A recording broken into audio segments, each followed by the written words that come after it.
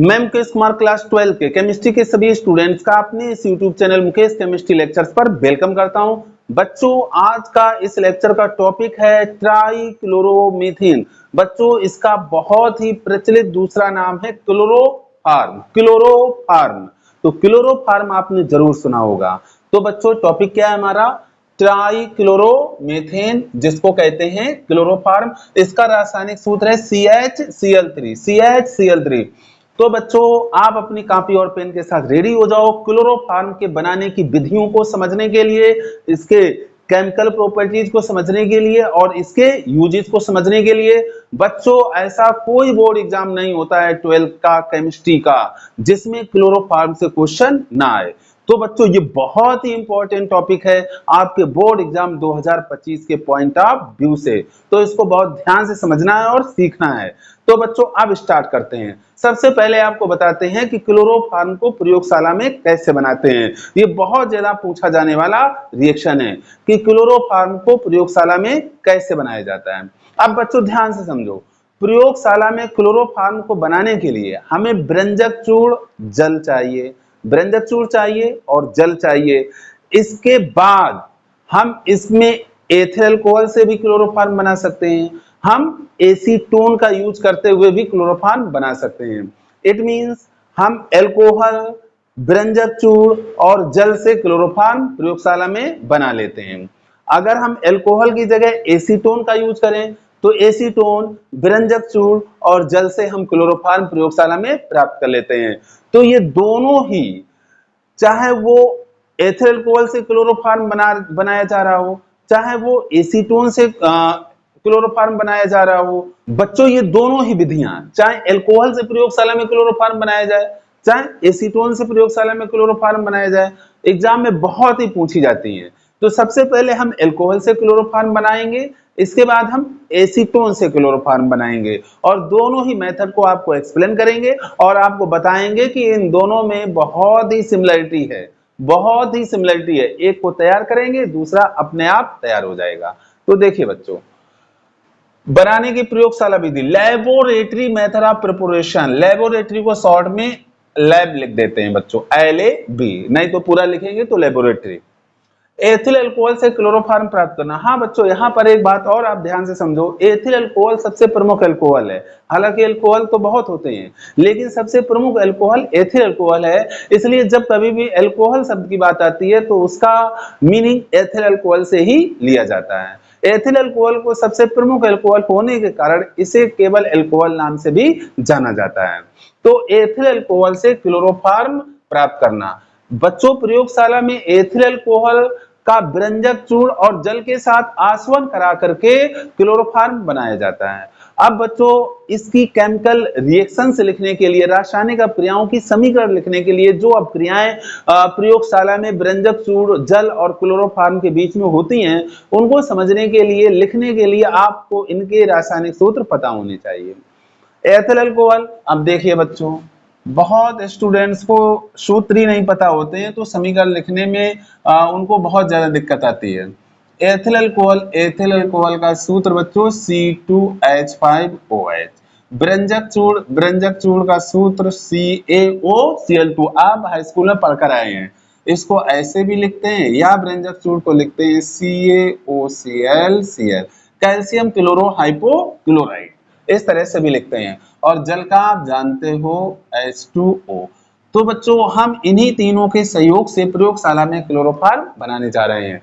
तो बच्चों, प्रयोगशाला में करा क्या जाता है? एथिल अल्कोहल का व्यंजक चूर्ण और जल के साथ आसवन किया जाता है।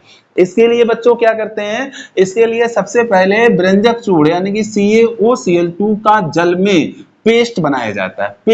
पेस्ट बना लिया जाता है, जैसे टूथपेस्ट, उस तरह का इसका क्या नाम प्रोडक्ट तैयार कर लिया जाता है। किसका? व्यंजक चूर्ण का, यानी कि व्यंजक चूर्ण को टूथपेस्ट जैसा बना लिया जाता है और उसको एक गोल पेंदी वाले फ्लास्क में, अभी बताएंगे, इसका फिगर बताएंगे। इस तरह से गोल पेंदी वाला बच्चों फ्लास्क होता है प्रयोगशाला में, ऐसा, इसमें इसको भर लेते हैं। किसको भर लेते हैं? व्यंजक चूर्ण के पेस्ट को। व्यंजक चूर्ण का पेस्ट इसमें भर लिया जाता है। किसमें? गोल पेंदी वाले फ्लास्क में। और फिर इसमें बहुत धीरे धीरे इसमें मिलाते हैं, ऊपर से अल्कोहल मिलाते हैं। क्या मिलाते हैं? Alcohol C2H5OH। अगर बच्चों एसीटोन से बना रहे हो तो फिर इसमें एसीटोन मिलाते हैं। तो इसमें क्या मिलाते हैं? एल्कोहल मिलाते हैं। इसके बाद बच्चों इसको बालू ऊष्मक पर रख करके, है ना, बालू ऊष्मक पर रख करके इसको गर्म करते हैं, जिससे क्लोरोफॉर्म प्राप्त होता है। क्लोरोफॉर्म की वाष्प प्राप्त होती है जो संघनित्र से गुजारी जाती है, जहां से गुजरने पर ये ठंडी होकर के एक ग्राही फ्लास्क में एकत्र हो जाती है। ये फिगर अभी हम बनाकर बताएंगे बच्चों, आपको अभी हम इसकी रिएक्शन बताने जा रहे हैं। तो बच्चों इसमें होता क्या है, कौन कौन सी रिएक्शंस होती हैं? बच्चों यहाँ पर ये जो व्यंजक चूर्ण है, ये इस अभिक्रिया के लिए आवश्यक क्लोरीन और चूना देता है, आवश्यक क्लोरीन और चूना देता है। देखो बच्चों रिएक्शन CaOCl2, ये व्यंजक चूर्ण है और ये अपक्रिया करता है, चूंकि ये इसका पेस्ट बनाया गया वाटर में, जल में पेस्ट बनाया गया, तो इससे होता क्या है बच्चों, ये बनाता है CaOH का होल ट्वाइस और क्लोरीन गैस बनाता है। यानी कि व्यंजक चूर्ण हमारा जो है वो इस अपक्रिया में आवश्यक क्लोरीन और चूना देता है। इसके बाद बच्चों व्यंजक चूर्ण के साथ एल्कोहल की अपक्रिया 3 पदों में होती है। कितने पदों में होती है? 3 पदों में होती है। पहले पद में क्या होता है? पहले पद में बच्चों स्टेप नंबर फर्स्ट में एल्कोहल का ऑक्सीडेशन होता है, ऑक्सीकरण होता है। अब बच्चों ऑक्सीकरण के लिए नवजात ऑक्सीजन की आवश्यकता होती है और नवजात ऑक्सीजन क्लोरीन की जल से अपक्रिया के द्वारा प्राप्त हो जाती है। देखो बच्चों, क्लोरीन सूत्र Cl2, जल का सूत्र H2O। जब क्लोरीन की जल से अपक्रिया होती है तो क्या बनता है? नवजात ऑक्सीजन बनती है और HCl बनता है। HCl के 2 अणु बनते हैं। बच्चों नवजात ऑक्सीजन को बड़े ब्रैकेट में लिखने का चलन है, इसको बड़े ब्रैकेट के अंदर ही लिखा जाता है। हालांकि अगर आप कोई ब्रैकेट नहीं बनाएंगे तब भी आपका काम चलेगा, लेकिन इसको बड़े ब्रैकेट में मोस्टली लिखा जाता है। नवजात ऑक्सीजन वो ऑक्सीजन होती है जो अपक्रिया के दौरान उत्पन्न होती है। अब ये नवजात ऑक्सीजन का क्या रोल है यहाँ पर, अब इसको देखो बच्चों। एथिल अल्कोहल का सूत्र क्या बताया हमने? C2H5OH। इसको हम ऐसे भी लिख सकते हैं CH3.CH2OH, और इसकी अपक्रिया किससे होने जा रही है? नवजात ऑक्सीजन से। तो इसका ऑक्सीकरण होता है और बनता है एसिटाल्डिहाइड। एसिटाल्डिहाइड का सूत्र होता है CH3CHO। CH3CHO acetaldehyde, CHO aldehyde है और CH3 को क्या पढ़ते हैं? एसिटाल्डिहाइड, और इसमें साथ में जल बनता है। ठीक, यानी कि फर्स्ट स्टेप में एथिल अल्कोहल का ऑक्सीकरण होता है जिससे हमें प्राप्त हो जाता है एसिटाल्डिहाइड। अब बच्चों आते हैं सेकंड स्टेप पर। सेकंड स्टेप में क्या होता है? सेकंड स्टेप में ये जो एसिटाल्डिहाइड है हमारा CH3CHO है, ये हमारा क्लोरीन से अपक्रिया करता है, क्लोरीन से अपक्रिया करता है, और क्लोरीन से अपक्रिया करके ये क्या काम करता है? एसिटाल्डिहाइड के तीनों हाइड्रोजन परमाणुओं का कर देता है प्रतिस्थापन, तीनों हाइड्रोजन परमाणुओं का कर देता है प्रतिस्थापन। तो प्रोडक्ट हमें मिलता है CCl3.CHO, यानी कि यहां से 3 हाइड्रोजन निकले हैं, वो तीनों हाइड्रोजन Cl से मिलकर के बनाएंगे 3HCl। हालांकि रिएक्शन को बैलेंस करने के लिए Cl2 में अब हमें 3 का गुणा करना पड़ेगा। ये बच्चों एक प्रोडक्ट है CCl3CHO, ये है बच्चों ट्राइक्लोरो एसिटाल्डिहाइड। एसिटाल्डिहाइड से बना है तो इसका नाम है ट्राइक्लोरो एसिटाल्डिहाइड। क्या नाम है?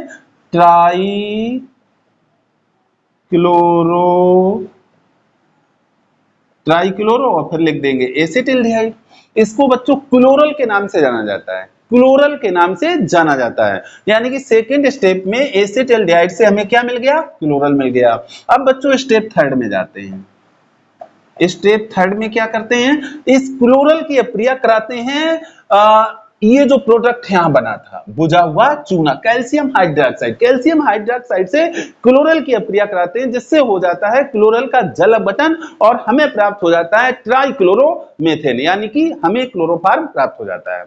किसके साथ क्रिया करानी है? इसकी क्रिया करानी है बुझे हुए चूने के साथ, यानी कि CaOH का होल ट्वाइस। बच्चों इसको इस तरह से लिखते हैं रिएक्शन को समझाने के लिए। Ca और Ca के साथ 2 बॉन्ड बनेंगे, एक बॉन्ड से एक बॉन्ड के साथ OH जुड़ेगा, CaOH का होल ट्वाइस। अब बच्चों रिएक्शन को लिखने के लिए यहाँ पर क्लोरल के 2 अणु लेते हैं, एक अणु यहाँ जोड़ देंगे, एक अणु यहाँ जोड़ देंगे। बच्चों अगर आप इस तरह से नहीं लिखेंगे तब भी रिएक्शन तो आपकी सही है, लेकिन आप सामने वाले को अच्छे ढंग से कैसे समझा सकते हैं, इसके लिए बच्चों इस ढंग से लिखना जरूरी होता है, ताकि एग्जामिनर को समझ में आए कि बच्चे को नॉलेज है, उसने कॉपी वॉपी नहीं की है, उसको नॉलेज है। तो एक अणु यहाँ जोड़ देते हैं CCl3.CHO, एक क्लोरल का अणु ये हो गया और दूसरे क्लोरल का अणु ये हो गया, ठीक है। अब क्रिया कराते हैं तो देखो बच्चों यहां से देखो इतना भाग कट जाता है, ध्यान से देखो डॉटेड बॉक्स में हम क्या कर रहे हैं, CHCl3 क्या बन रहा है, CHCl3।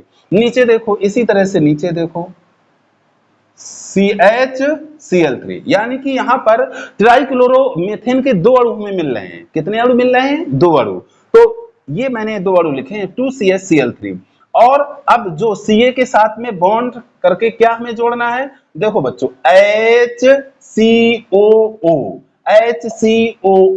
नीचे भी HCOO, वही मैंने यहाँ पर जोड़ा हुआ है। ये एक्चुअली में क्या है, ये है HCOO का होल ट्वाइज Ca, और इसको बच्चों कहते हैं कैल्शियम फार्मेट, यही मैंने यहाँ पे लिखा हुआ है कैल्शियम फार्मेट। तो बच्चों आपको ये रिएक्शन समझनी है और इसको लिख करके आपको प्रैक्टिस करनी है ताकि आप रिएक्शन लिख सके।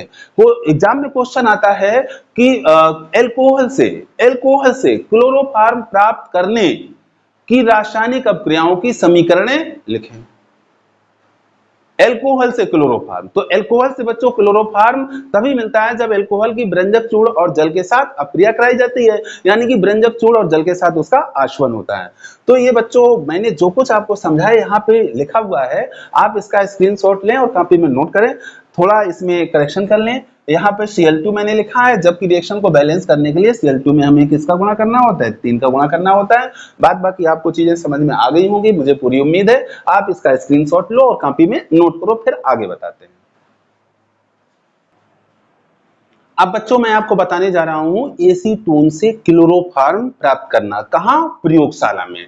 तो बच्चों मैंने आपको कहा था कि एल्कोहल से प्रयोगशाला में क्लोरोफॉर्म बनाना और एसीटोन से प्रयोगशाला में क्लोरोफॉर्म बनाना, इन दोनों प्रोसेस में बहुत सिमिलरिटीज हैं। तो इसलिए रिएक्शन लिखने में परेशानी नहीं होती है, क्योंकि यहां पर भी एसीटोन की अपक्रिया ब्रंजक चूर्ण व जल से करानी है और एल्कोहल में भी एल्कोहल की अपक्रिया आपने किससे कराई थी, ब्रंजक चूर्ण और जल से। अंतर क्या है कि वहां 3 स्टेप में आया था इस क्लोरोफॉर्म, यहां 2 स्टेप में ही एसीटोन से क्लोरोफॉर्म आ जाएगा। स्टार्टिंग बिल्कुल सिमिलर है कि ब्रंजक चूर्ण इस अपक्रिया के लिए आवश्यक क्लोरीन व चूना देता है। देखिए बच्चों ब्रंजक चूर्ण CaOCl आउटसाइड Cl, चाहे ऐसे लिखें या ऐसे लिखें CaOCl2, उसमें कोई दिक्कत नहीं है। क्या आता है, CaOH का होल ट्वाइज और प्लस Cl2, यही आया यहाँ पर कि ब्रंजक चूर्ण इस अपक्रिया के लिए आवश्यक क्लोरीन व चूना देता है। ठीक, कौन, ब्रंजक चूर्ण, चाहे तो लिख लो विरंजक चूर्ण इस अपक्रिया के लिए, इस अपक्रिया के लिए आवश्यक क्लोरीन व आवश्यक क्लोरीन व क्या दे रहा है बच्चों, आवश्यक क्लोरीन व चूना देता है, आवश्यक क्लोरीन व चूना देता है। अब बच्चों एसीटोन व ब्रंजक चूर्ण की अपक्रिया 2 पदों में होती है। यहाँ पर जो एल्कोहल में स्टेप फर्स्ट आया था, स्टेप फर्स्ट में मैंने किया था एथिल अल्कोहल का ऑक्सीडेशन, ऑक्सीकरण, जिससे आया था एसिटल्डिहाइड। तो ये स्टेप यहाँ पर नहीं रहता है।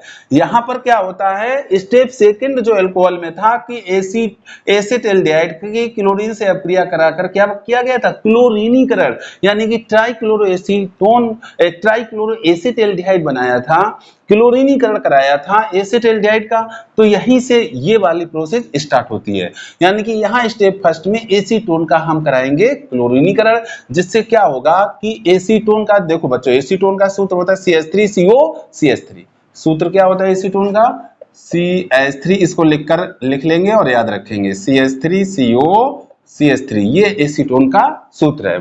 तो इसकी क्लोरीन से अपक्रिया होती है, क्लोरीन से अपक्रिया जब इसकी होती है तो ये CH3 जो है इसके तीनों हाइड्रोजन परमाणुओं का क्लोरीन परमाणुओं के द्वारा प्रतिस्थापन हो जाता है और प्रोडक्ट बनता है CCl3COCH3। बच्चों इसको बोलते हैं ट्राइक्लोरो एसीटोन। और 3 H हटते हैं तो 3 HCl बनते हैं। रिएक्शन को बैलेंस करने के लिए यहाँ पर भी बच्चों हमें 3 से मल्टीप्लाई करना पड़ता है। इसके बाद बच्चों जो सेकंड स्टेप है, एल्कोहल में भी थर्ड स्टेप में आपने क्या किया था, ट्राइक्लोरो एसीटल्डिहाइड यानी कि क्लोरल की चूने से अपक्रिया कराकर किया था उसका जल अपघटन। तो यहाँ पर भी हमें जल अपघटन करना है। क्या करना है, जल अपघटन, यानी कि हम किसकी अपक्रिया किससे कराएंगे, चूने की अपक्रिया ट्राइक्लोरो एसीटोन से कराएंगे। बच्चों मैं आपसे ये कह रहा था कि आप कहो कि इस तरह से हम क्यों इसको लिखें, तो अभी मैंने रीजन बताया था। इसको इस तरह से इसलिए लिखते हैं ताकि सामने वाले को रिएक्शन एकदम समझ में आ जाए। ये है CaOH का होल ट्वाइस क्लोरल का और ट्राइक्लोरो एसीटोन का एक अणु यहां जोड़ते हैं CCl3COCH3 और एक अणु मैंने यहां जोड़ दिया CCl3COCH3। इसको यहां से देखो डॉटेड बॉक्स में देखो आप ध्यान से, डॉटेड बॉक्स में जो है वो ट्राइक्लोरो क्या है, ट्राइक्लोरो मीथेन CHCl3 जिसको हम क्या कहते हैं, क्लोरोफॉर्म। नीचे भी देखो डॉटेड बॉक्स में क्या है, CHCl3 यानी कि ट्राइक्लोरो मीथेन यानी कि क्लोरोफॉर्म। तो इट मींस क्लोरोफॉर्म के 2 अणु यहां बनते हैं। और जो बचा हुआ भाग है वो देखो CH3COO नीचे भी CH3COO। तो CH3COO 2 CH3COO यहाँ पर कैल्शियम से जुड़ते हैं, यानी कि इसको आप ऐसे भी लिख सकते हो CH3COO का होल ट्वाइस आउटसाइड Ca। तो इसका सूत्र बच्चों है कैल्शियम एसीटेट। तो इस तरह से प्रयोगशाला में हम एसीटोन का यूज करते हुए क्लोरोफॉर्म को आसानी से प्राप्त कर सकते हैं। तो ये दोनों मेथड, एल्कोहल से प्रयोगशाला में क्लोरोफॉर्म प्राप्त करना और एसीटोन से प्रयोगशाला में क्लोरोफॉर्म प्राप्त करना, दोनों को आप एक साथ तैयार करेंगे तो ये आसानी से तैयार हो जाएंगे और फिर आप इसको भूलेंगे नहीं। तो बच्चों इन दोनों मेथड को मैंने 2 कैटेगरी में डिवाइड कर दिया, उसको ए कर दिया कैपिटल ए और इसको कर दिया है कैपिटल बी। अब जो मैं प्रोसेस आपको बताने जा रहा हूं, जो आपको उपकरण बताने जा रहा हूं, वो भी दोनों का कॉमन रहेगा, एल्कोहल या एसीटोन आप लिखेंगे, एल्कोहल या एसीटोन। तो बच्चों अभी आप इसका स्क्रीनशॉट ले लो, फिर मैं इसकी प्रोसेस बताने जा रहा हूं। अब बच्चों प्रयोगशाला में क्लोरोफॉर्म को कैसे बनाते हैं, किस उपकरण से बनाते हैं और इसकी प्रोसेस क्या है, ये मैं आपको बताने जा रहा हूं। बच्चों प्रयोगशाला में जिस उपकरण का प्रयोग करते हैं वो उपकरण सामने बना हुआ है। इस उपकरण में एक गोल पेंदी वाला ये फ्लास्क होता है, ये फ्लास्क है गोल पेंदी वाला। इस फ्लास्क में ब्रंजक चू का पेस्ट बना करके, किसमें, जल में पेस्ट बना करके इसमें रख दिया जाता है और फिर इसमें मंद गति से एल्कोहल या एसीटोन की उचित मात्रा मिलाते हैं। इसके बाद इस गोल पेंदी वाले फ्लास्क को निकास नली की सहायता से, ये जो आप चित्र देख रहे हैं ये कंडेंसर है, संघनित्र है, इस संघनित्र से जोड़ देते हैं और संघनित्र को ग्राही से जोड़ देते हैं। ग्राही जिसमें हमें लास्ट वाला लिक्विड एकत्र करना है, यानी कि जिसमें हमें क्लोरोफॉर्म एकत्र करना है। इसके बाद बच्चों इस गोल पेंदी वाले फ्लास्क को एक बालू ऊष्मक पर रखकर गर्म करते हैं। ये बच्चों जो कढ़ाई जैसा आप बर्तन देख रहे हैं ये बालू ऊष्मक है। इसको आप वैसे समझिए जैसे अनाज भूनने वाला व्यक्ति जो भट्टी होती है उसमें कढ़ाई रखे होता है और उसमें बालू डालता है और बालू को गर्म करके अनाज को उसमें डाल करके भूनता है। ये बिल्कुल उसी तरह का होता है, कढ़ाई होती है और उसमें बालू पड़ी होती है और उसमें फ्लास्क को रख करके नीचे ये आप देख रहे हैं ये बर्नर है, इसकी सहायता से इसको गर्म करते हैं। जब इसे गर्म करते हैं तो हमें क्लोरोफॉर्म की वाष्प प्राप्त होती है और ये वाष्प इस नली की सहायता से इस कंडेंसर से गुजरती है। बच्चों कंडेंसर में क्या होता है, कंडेंसर में एक नली नीचे होती है रबड़ की, एक ऊपर लगी होती है। नीचे वाली नली से प्रेशर से ठंडा पानी इसके अंदर भेजा जाता है और ऊपर से वो बराबर बाहर निकलता है। तो ऐसा होने से क्या होता है कि इसके अंदर जो टेम्परेचर है वो कम रहता है कम टेम्परेचर रहता है, जिस कारण से जो वाष्प यहाँ से इसमें इंटर करती है वो यहाँ से बाहर आते आते लिक्विड अवस्था में चेंज हो जाती है, यानी कि द्रव अवस्था में चेंज हो जाती है। तो कंडेंसर का काम है वाष्प को द्रव अवस्था में चेंज करना। तो यहाँ क्लोरोफॉर्म की वाष्प में प्राप्त होती है जब इसको गर्म करते हैं, क्योंकि व्यंजक चूड़ और अल्कोहल की आपस में अपक्रिया होती है, जिससे हमें क्लोरोफॉर्म की वाष्प मिलती है और वो इस कंडेंसर से गुजर करके द्रव अवस्था में चेंज होकर के इस ग्राही में एकत्र हो जाती है। इस ग्राही में बच्चों वो पानी भी रखते हैं। तो पानी चूंकि क्लोरोफॉर्म से हल्का होता है और क्लोरोफॉर्म लिक्विड जो होता है ये ऑयली होता है और ये वाटर से भारी होता है, तो ये तली में आ जाता है और वाटर ऊपर रह जाता है। अब बच्चों हमें वाटर और क्लोरोफॉर्म का मिक्सचर इस उपकरण से मिला है, इस प्रोसेस से मिला है। अब यहाँ से हमें क्लोरोफॉर्म अलग करना है, तो इसके लिए बच्चों एक पृथककारी फनल होती है, इस तरह की ये फनल होती है और इस फनल की विशेषता होती है कि दो या दो से अधिक द्रवों को एक दूसरे से अलग करना, अलग करने की विशेषता होती है। इसमें हम ये मिक्सचर डाल देते हैं। मिक्सचर डालने से क्या होगा बच्चों, इसमें जो हल्का द्रव होता है वो ऊपर रह जाता है और भारी द्रव इसके नीचे एकत्र हो जाता है और एक अलग लेयर बना लेता है। जैसे ये लेयर है हमारी हल्के द्रव की, सॉरी भारी द्रव की, और ऊपर वाला क्या है, इसके ऊपर इस लेयर के ऊपर क्या है, हल्का द्रव है, यानी कि ऊपर वाटर है और नीचे क्या है हमारा क्लोरोफॉर्म है। तो इसकी टोटी को खोल करके हम नीचे वाला द्रव बाहर निकाल लेते हैं। जब नीचे वाला द्रव बाहर निकल जाता है तो इसके बाद ऊपर वाला हल्का द्रव भी अलग कर लिया जाता है। तो इस तरह से क्लोरोफॉर्म को सेपरेट कर लेते हैं। अब बच्चों इस विधि द्वारा प्राप्त ये जो क्लोरोफॉर्म है CaCl3 ये अशुद्ध होता है। इसका शोधन करने के लिए पहले इसको डाइल्यूट NaOH विलयन से धोते हैं और इसके बाद इसको जल से धोते हैं। बच्चों जब इसको जल से धोते हैं तो इसमें कुछ नमी आ जाती है। इस नमी को रिमूव करने के लिए यहाँ पर मैंने दो निर्जली कारक लिखे हुए हैं, एक तो निर्जल कैल्शियम क्लोराइड और दूसरा P2O5 फास्फोरस पेंटाऑक्साइड। बच्चों ये दोनों बहुत ही अच्छे निर्जली कारक हैं और नमी को अवशोषित कर लेते हैं। तो इस तरह से हमें अंत में शुद्ध क्लोरोफॉर्म प्राप्त हो जाता है। अब बच्चों आप इस उपकरण को बना लीजिए और इस विधि को भी लिख लीजिए, समझ लीजिए। आप एग्जाम में विधि अपने शब्दों में आसानी से लिख सकते हैं, कोई प्रॉब्लम नहीं है। तो बच्चों इसे स्क्रीनशॉट लें और इसे नोट करें। अब बच्चों क्लोरोफॉर्म के बनाने की कुछ अन्य मेथड्स भी हैं जिन्हें आपको जानना बहुत जरूरी है। इनमें से सबसे इंपॉर्टेंट है हैलोफॉर्म अपक्रिया। हैलोफॉर्म अपक्रिया यानी कि हैलोफॉर्म अपक्रिया से क्लोरोफॉर्म बनाना। बच्चों हैलोफॉर्म अपक्रिया में एथिल अल्कोहल को हैलोजन व प्रबल क्षार के साथ गर्म किया जाता है। देखो बच्चों एथिल अल्कोहल इसको अलग कर लेते हैं। बच्चों एथिल अल्कोहल का फार्मूला CH3 CH2OH। हैलोजन अणु का सूत्र H2 और प्रबल क्षार ले लेते हैं NaOH। ऐसा जब करते हैं, जब इसके साथ हम इसको गर्म करते हैं तो होता क्या है बच्चों, तो हैलोफॉर्म हमें मिलता है। क्या मिलता है, हैलोफॉर्म, जिसका सामान्य सूत्र होता है CHX3। इसका नाम है हैलोफॉर्म बनता है और साइड में तीन प्रोडक्ट और बनते हैं। पहला क्या बनता है, NaX सोडियम हैलाइड, वाटर बनता है और सोडियम फॉर्मेट बनता है HCOO सोडियम फॉर्मेट। तो बच्चों ये रिएक्शन जो है ये हैलोफॉर्म अपक्रिया कहलाती है। अब इससे बच्चों आप क्लोरोफॉर्म भी बना सकते हैं, ब्रोमोफॉर्म भी बना सकते हैं और आयोडोफॉर्म भी बना सकते हैं। जब आप X की जगह पे X2 की जगह पे Cl2 लिखेंगे तो क्लोरोफॉर्म बनेगा, Br2 लिखेंगे तो ब्रोमोफॉर्म बनेगा और I2 लिखेंगे तो आयोडोफॉर्म बनेगा। अब बच्चों यहाँ पर चूंकि हमें क्लोरोफॉर्म बनाना है तो हम X2 की जगह पे क्या लिखेंगे, Cl2, जैसा कि मैंने यहाँ पे राइट डाउन किया हुआ है। यहाँ बच्चों इसको हीट करते हैं तो ये हमारे प्रोडक्ट बन गए। यहाँ पर देखो हैलोफॉर्म बच्चों तीन टाइप के होते हैं, क्लोरोफॉर्म, ब्रोमोफॉर्म, आयोडोफॉर्म। तो यहाँ जो बना है वो क्लोरोफॉर्म है। अब बच्चों इसको करते हैं बैलेंस। बच्चों रिएक्शन की बैलेंसिंग के लिए मैंने आपको बताया कि अनुमान विधि के द्वारा रिएक्शन को बैलेंस किया जाता है। और अगर आप थोड़ा कम समय में इसको बैलेंस करना चाहें तो जो जटिल केमिकल रिएक्शन होते हैं उनके एक तरफ का आप बैलेंस ध्यान में रखें। जैसे कि ये वाला रिएक्शन है, इसमें Cl2 और NaOH का जो रेशियो होता है वो 4 और 6 का होता है। जब आप 4 और 6 यहाँ लिख लेंगे तो आपके लिए ये बहुत आसान हो जाएगा रिएक्शन बैलेंस करना। देखिए बच्चों 4 और 6 करके मैंने क्या किया है, सोडियम 6 कर लिए हैं। कितने कर लिए हैं, 6।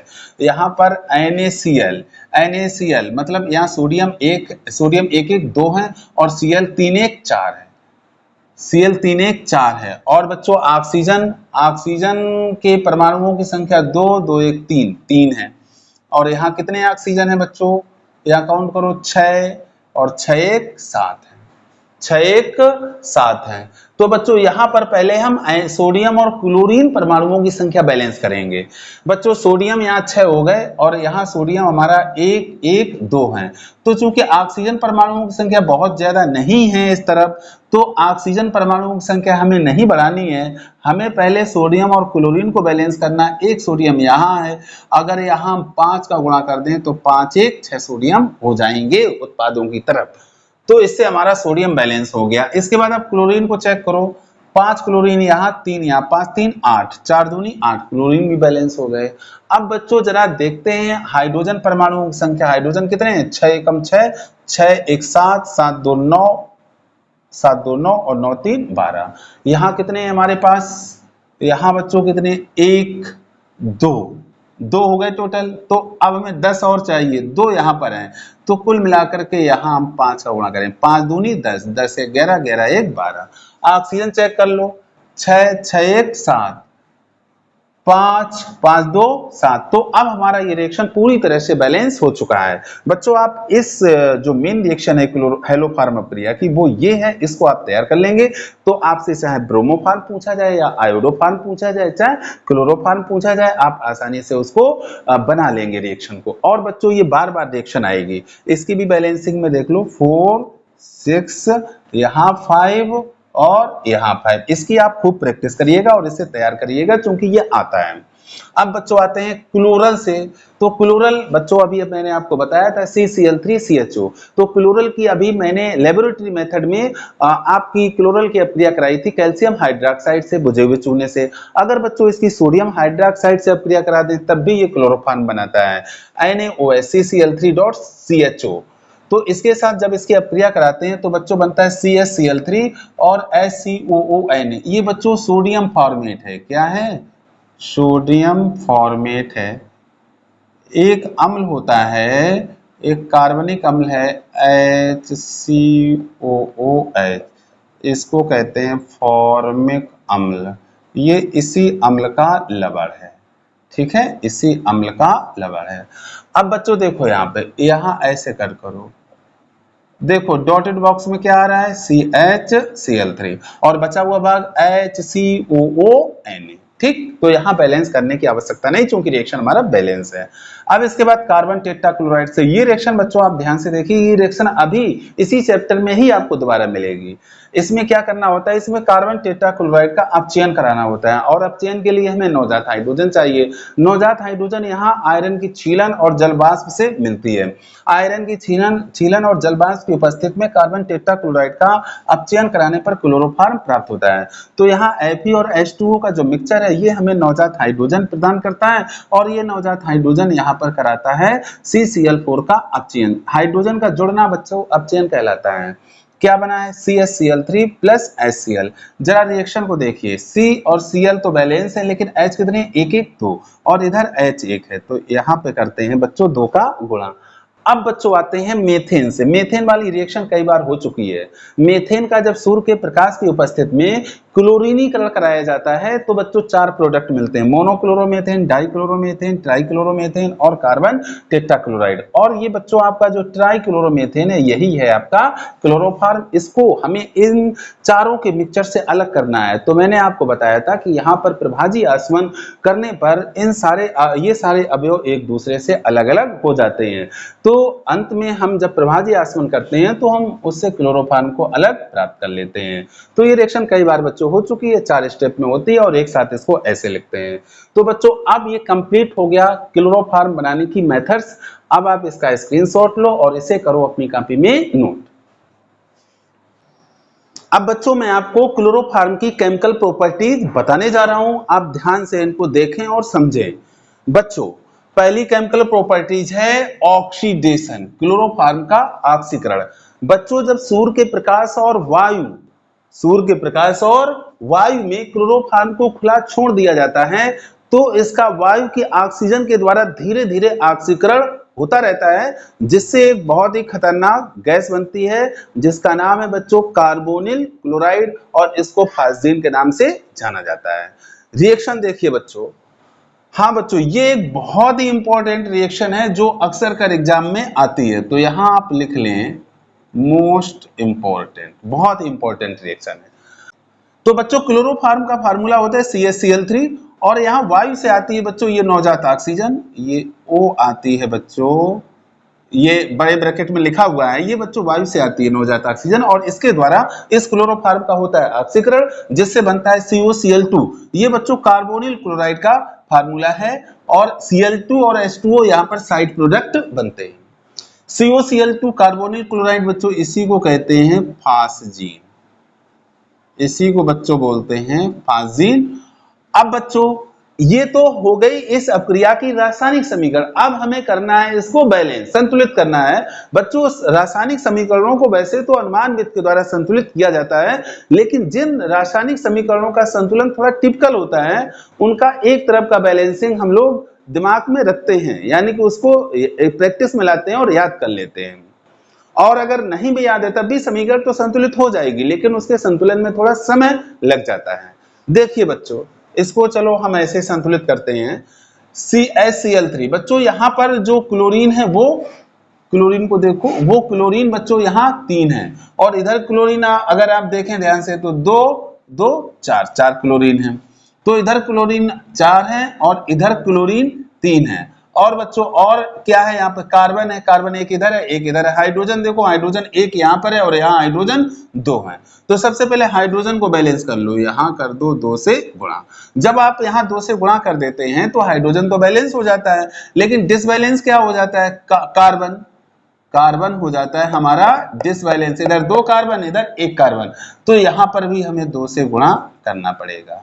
ठीक, अब कार्बन हमारे बैलेंस हो गए। अब जरा क्लोरीन को चेक करो, 2 तिया 6, 2 दूनी 4 और 4 2 6, यानी कि क्लोरीन भी अब हमारे बैलेंस हो चुके हैं।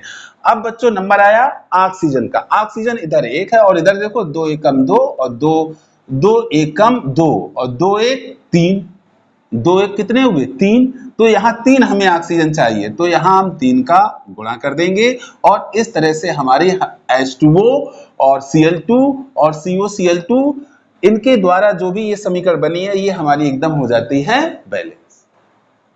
ठीक है बच्चों, तो इस तरह से ये रिएक्शन हमारी हो गई बैलेंस। बच्चों ये रिएक्शन महत्वपूर्ण क्यों है, क्योंकि अक्सर कर एग्जाम में पूछी जाती है कि क्लोरोफॉर्म से फास्जीन कैसे बनता है या कैसे प्राप्त करोगे क्लोरोफॉर्म से फास्जीन। अगली प्रॉपर्टी है इसकी रिडक्शन, अपचयन। बच्चों अपचयन के लिए हमें नवजात हाइड्रोजन की आवश्यकता पड़ती है। इसका अपचयन बच्चों जब जिंक और H2O की मिक्सचर की उपस्थिति में कराते हैं, यानी कि जब जिंक और जल के साथ उबालते हैं इसको तो इसका अपचयन होता है और प्रोडक्ट मिलता है मीथेन। ये मैंने प्रोडक्ट क्या लिखा है, CH4 नाम आप जानते हैं, मीथेन। इसमें होता क्या है इस प्रोसेस में जिंक और जल का जो मिक्सचर है ये हमें नवजात हाइड्रोजन यहाँ प्रदान करता है और नवजात हाइड्रोजन की वजह से CaCl3 का हो जाता है अपचयन और प्रोडक्ट हमें मीथेन मिलता है और साइड में HCl साइड प्रोडक्ट मिलता है। अब बच्चों इसको हमें बैलेंस करना है, तो बैलेंस करने के लिए बच्चों यहाँ नवजात हाइड्रोजन 4 लेने हैं आपको। कितने लेने हैं, 4 लेने हैं। तो 4 से अच्छा इसकी बैलेंसिंग करते हैं। 4 से यहाँ पर कार्बन 1 है, कार्बन 1 यहाँ पे है, हाइड्रोजन 1 है यहाँ पे और यहाँ हाइड्रोजन कितने हो गए 4 1 5। इसको पहले हटा लेते हैं बच्चों, अच्छा आपको सिखाते हैं। कार्बन 1 है, 1 कार्बन यहाँ है हमारे पास हाइड्रोजन 2 और यहाँ हाइड्रोजन 1 है, क्लोरीन यहाँ 3 है, यहाँ क्लोरीन हमारे पास 1 है। तो क्लोरीन को पहले बैलेंस कर लो, 3 है यहाँ 1 है, तो यहाँ गुणा करते हैं 3 का। क्लोरीन के बैलेंस, क्लोरीन को जब आपने बैलेंस किया है तो अब आप हाइड्रोजन चेक करो, 3 4 3 7 और इधर हाइड्रोजन कितने हैं 1 और 1 2 है। अब बच्चों ध्यान रखना है यहाँ पे अगर हाइड्रोजन आप गड़बड़ करते हो तो यहाँ क्लोरीन फिर डिसबैलेंस हो जाएंगे, तो यहाँ हमें इसको कांस्टेंट रखना है, यानी कि 1 हाइड्रोजन को रिजर्व रखना है और इसके अतिरिक्त हमें 6 हाइड्रोजन और चाहिए तभी 7 हो पाएंगे। कहने का मतलब है यहाँ हमें गुणा करना पड़ेगा किसका, 6 का। तो ये रिएक्शन हमारी होगी बैलेंस। अब आते हैं बच्चों, जब इसको जिंक और हाइड्रोक्लोरिक अम्ल के साथ अपक्रिया कराते हैं तो ये अपचयित होकर के CH2Cl2 बनाता है। CH2Cl2 यानी कि इसका नाम क्या है, डाइक्लोरोमेथेन, और इसका दूसरा नाम क्या है, मेथिलीन क्लोराइड। क्लोरीन को जब आपने बैलेंस किया है तो अब आप हाइड्रोजन चेक करो, 3 4 3 7, और इधर हाइड्रोजन कितने हैं, 1 और 1 2 है। अब बच्चों ध्यान रखना, यहाँ पे अगर हाइड्रोजन आप गड़बड़ करते हो तो यहाँ क्लोरीन फिर डिसबैलेंस हो जाएंगे। तो यहाँ हमें इसको कांस्टेंट रखना है, यानी कि एक हाइड्रोजन को रिजर्व रखना है, और इसके अतिरिक्त हमें 6 हाइड्रोजन और चाहिए तभी 7 हो पाएंगे। कहने का मतलब है यहाँ हमें गुणा करना पड़ेगा किसका, 6 का। तो ये रिएक्शन हमारी होगी बैलेंस। अब आते हैं बच्चों, जब इसको जिंक और हाइड्रोक्लोरिक अम्ल के साथ अपक्रिया कराते हैं तो ये अपचयित होकर के CH2Cl2 बनाता है। CH2Cl2 यानी कि इसका नाम क्या है, डाइक्लोरोमेथेन, मेथिलीन क्लोराइड। इसका नाम है मेथिलीन क्लोराइड। अब चलो बच्चों इसको भी बैलेंस कर लेते हैं। देखिए यहाँ क्लोरीन 3 है, यहाँ कितने, 2 1 3, क्लोरीन 3 है बराबर, कोई दिक्कत नहीं है। कार्बन यहाँ 1 है, 1 कार्बन यहाँ है।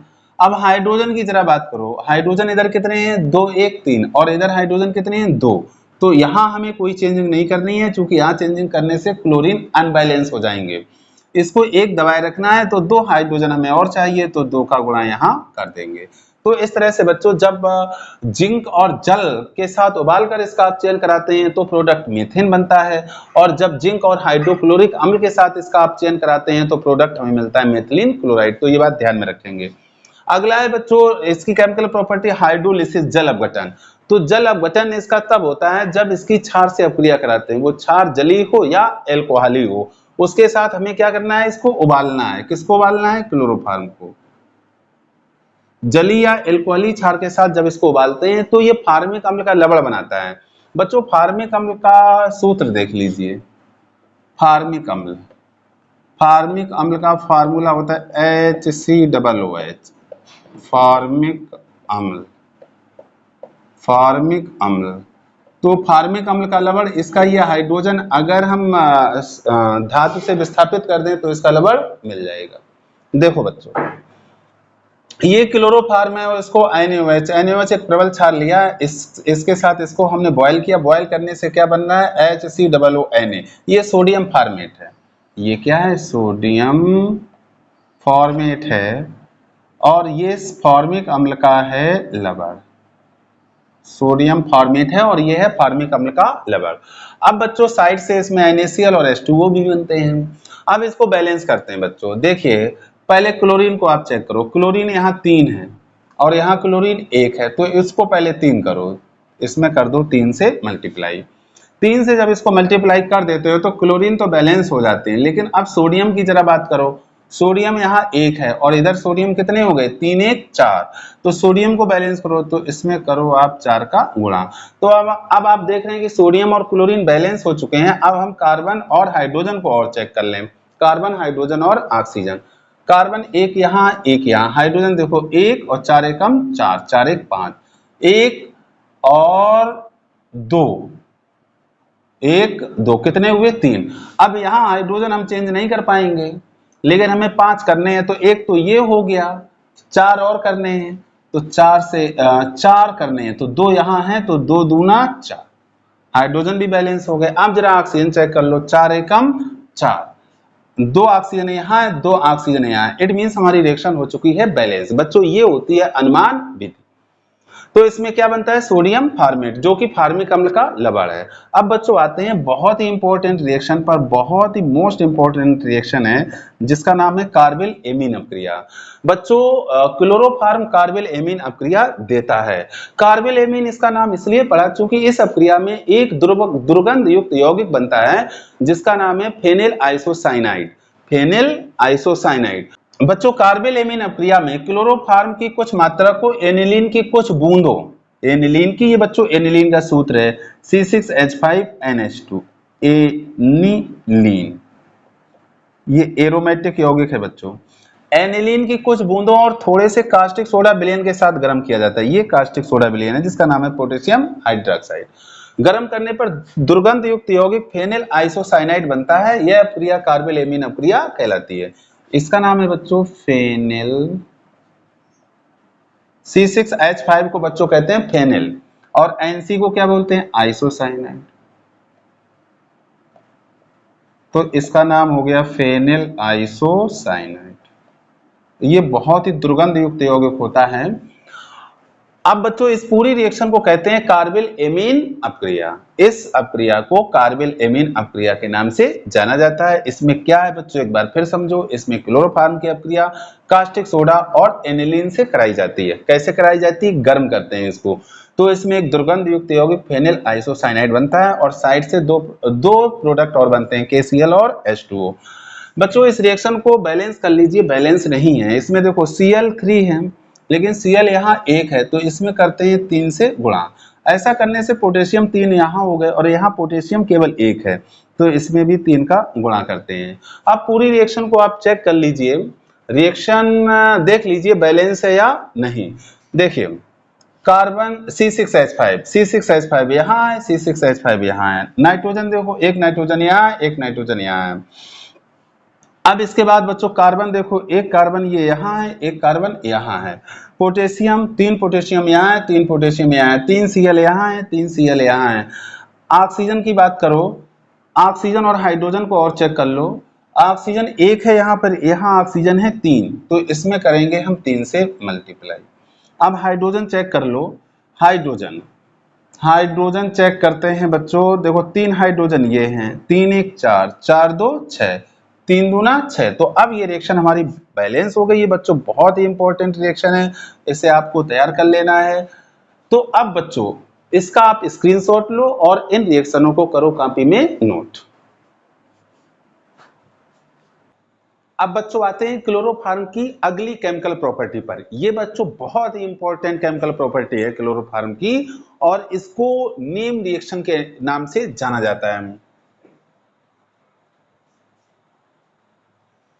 अब बच्चों आते हैं क्लोरोफॉर्म की अगली केमिकल प्रॉपर्टी पर, जिसका नाम है राइमर टीमेन अपक्रिया, या इसको पढ़ते हैं रीमर टीमेन अपक्रिया। बच्चों ये एक नेम रिएक्शन है जो क्लोरोफॉर्म के द्वारा प्रोड्यूस कराई जाती है।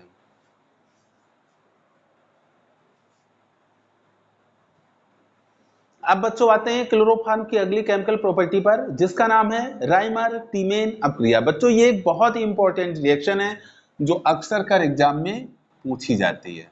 यहाँ आप लिख लेंगे मोस्ट इंपॉर्टेंट। बच्चों इसको रीमर टीमेन अपक्रिया के नाम से भी जाना जाता है। बच्चों इसमें होता क्या है, इसमें क्लोरोफॉर्म को फिनॉल तथा कास्टिक क्षार के साथ अपक्रिया कराई जाती है। यानी क्लोरोफॉर्म की अपक्रिया फिनॉल और कास्टिक क्षार यानी KOH या NaOH के साथ अपक्रिया इसकी कराई जाती है। देखिए बच्चों यहाँ फिनॉल आपके लिए एक नया यौगिक है, फिनॉल। फिनॉल का बच्चों फार्मूला होता है C6H5OH। ये सब बेंजीन से व्युत्पन्न होते हैं। बेंजीन आपको 11th में बताया गया है, C6H6, और इसकी रिंग ऐसे बनाते हैं, ऐसे भी बनाते हैं। और रिएक्शंस में इसको बनाने के लिए क्या करते हैं, ऐसे ऐसे अंदर सर्किल बना देते हैं। ऐसा क्यों अंदर ये रिंग बना देते हैं? ऐसा इसलिए बनाते हैं क्योंकि इसमें जो डबल बॉन्ड होता है उसकी पोजीशन कंफर्म नहीं होती है कि वो कहाँ रहता है, वो बराबर घूमता रहता है। ठीक है, तो इसको इस तरह से बनाते हैं और इसका मतलब क्या होता है बच्चों, C6H6। ठीक है, और ये जो बेंजीन रिंग होती है ये वास्तव में अगर हम देखें तो ये क्या है बच्चों, ये इस तरह की रिंग होती है।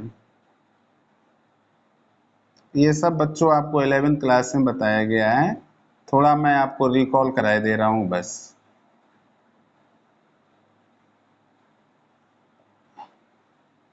इस तरह की ये रिंग होती है, इसमें alternate single double single double single double इस तरह से बॉन्ड लगा दिए जाते हैं।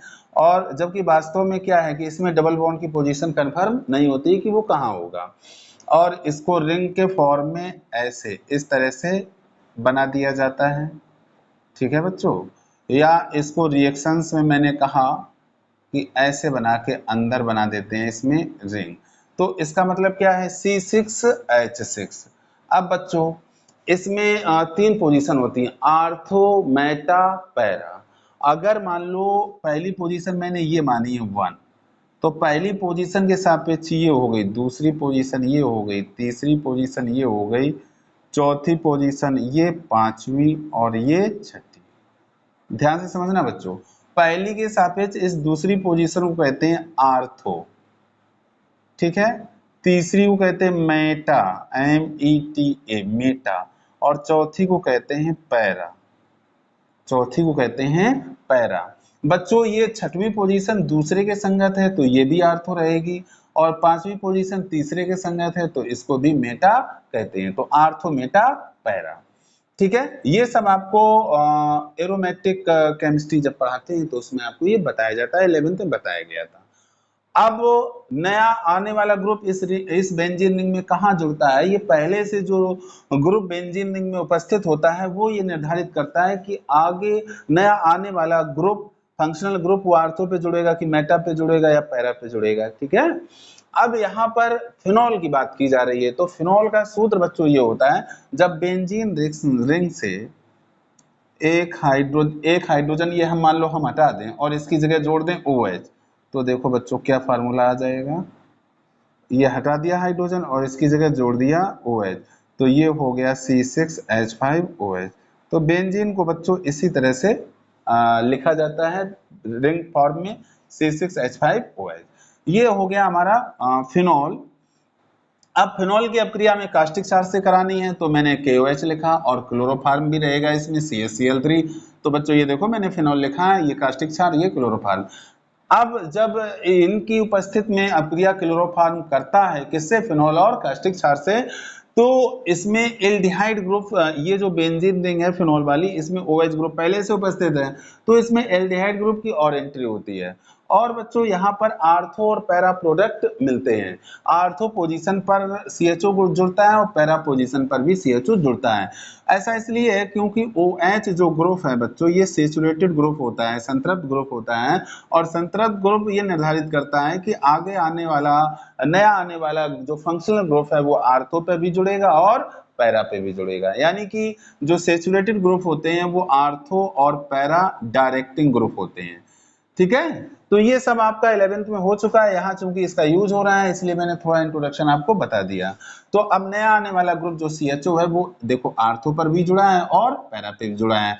कुल मिला के दो तरह के उत्पाद यहाँ मिलते हैं, आर्थो और पैरा। आर्थो और पैरा का मिश्रण प्राप्त होता है और इसका नाम बच्चों है आर्थो हाइड्रोक्सी बेंज एल्डिहाइड।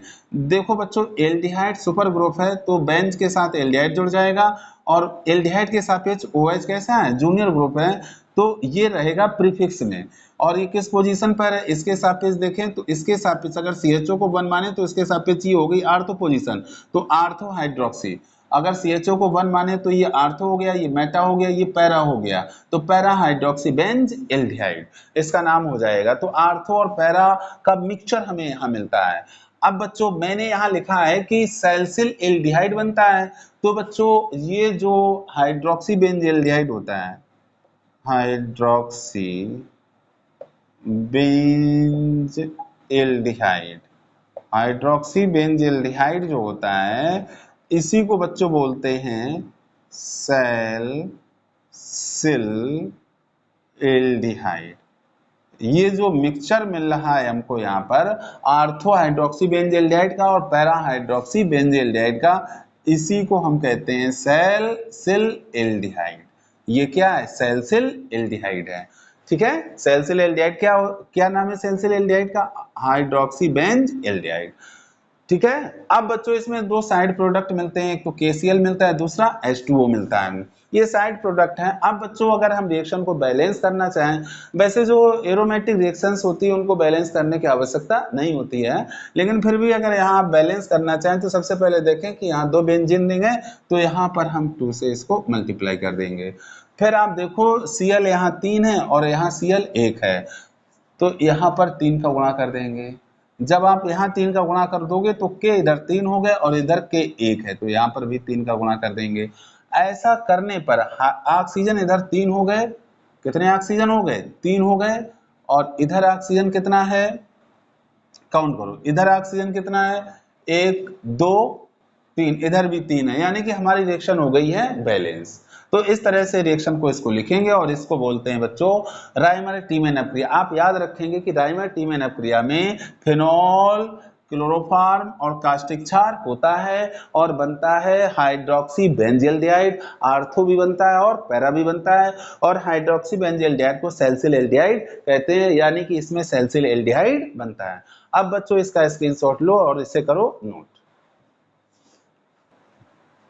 अब बच्चों क्लोरोफॉर्म की कुछ और केमिकल प्रॉपर्टी को आपको बताते हैं। बच्चों अभी तक मैंने आपको टोटल जो केमिकल प्रॉपर्टीज बताई क्लोरोफॉर्म की, वो टोटल 5 बताई हैं।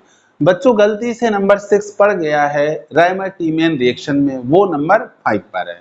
नंबर 6 पर देखिए बच्चों, चांदी के चूर्ण के साथ अपक्रिया। बच्चों क्लोरोफॉर्म चांदी के चूर्ण के साथ अपक्रिया करके एसिटिलीन गैस बनाता है।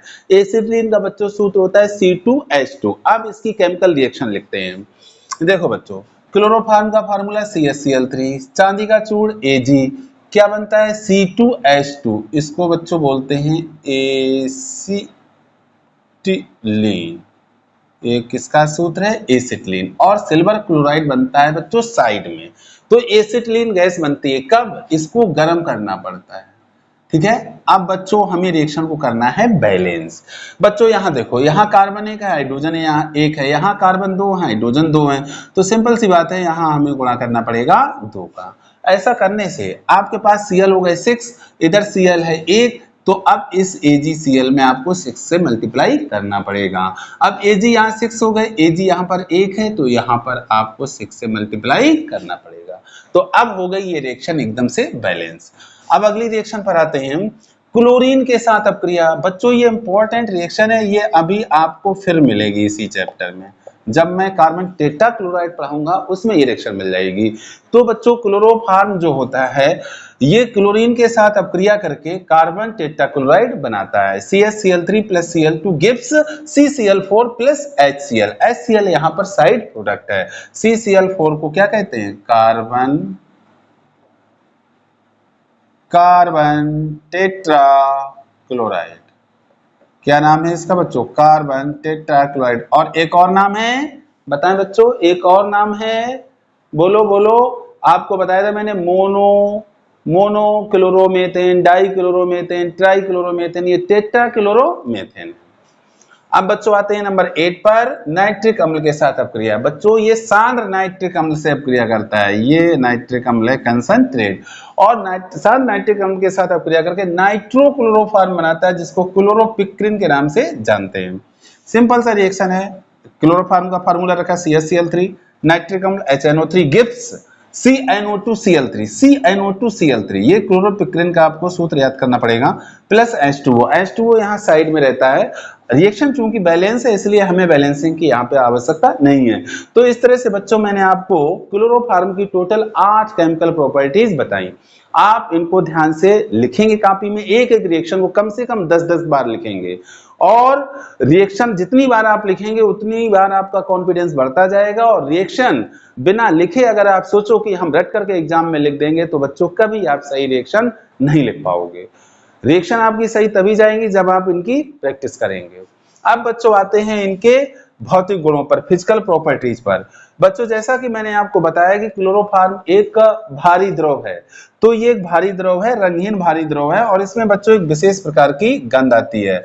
बच्चों ये एक ऐसा पदार्थ है जिसको सूंघने से मूर्छा आती है, निश्चेतक पदार्थ है। तो इसको इसमें जैसे कि मैंने लिखा, इसकी गंध विशेष प्रकार की मीठी होती है, तो इसकी गंध लेने की आप कोशिश भी मत करिएगा, नहीं तो बेहोश हो जाओगे। ठीक है, निश्चेतक होता है।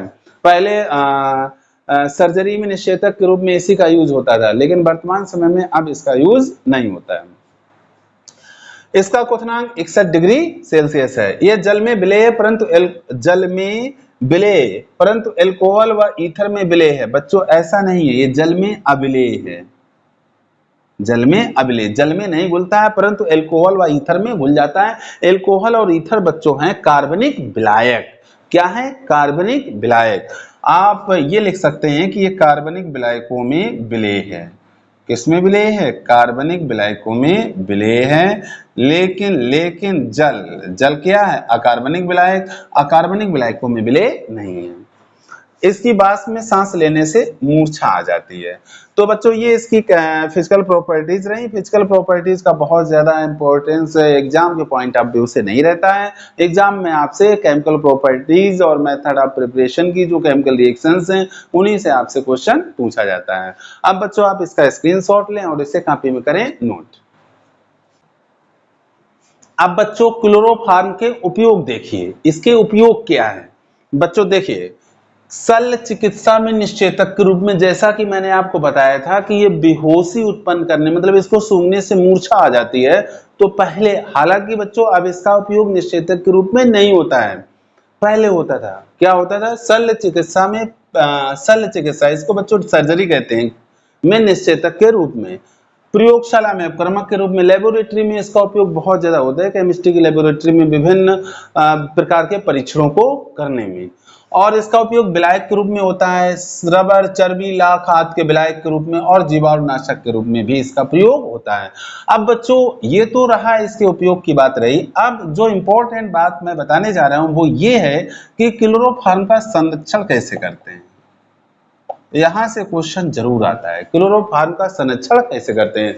बच्चों इसकी केमिकल प्रॉपर्टी नंबर फर्स्ट में बताया था मैंने कि ये इसका वायु में या सूर्य के प्रकाश की उपस्थिति में इसका धीरे धीरे ऑक्सीकरण होता रहता है और ये एक बहुत ही खतरनाक गैस बनाता है जिसका नाम है कार्बोनिल क्लोराइड या फास्जीन।